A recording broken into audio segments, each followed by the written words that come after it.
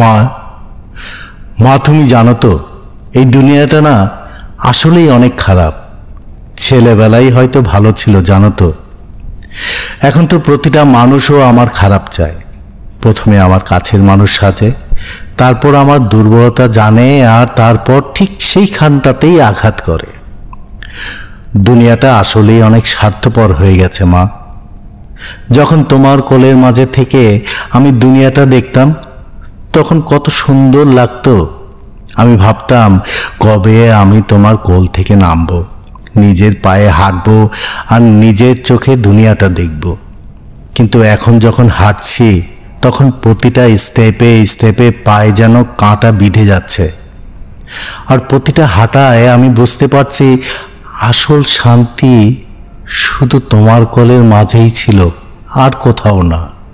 আমি ভেবেছিলাম হয়তো ভালো মানুষ হয়ে আমি আমার ভালোবাসায় এই দুনিয়ার মানুষগুলোকে জিতে নেব, কিন্তু আমি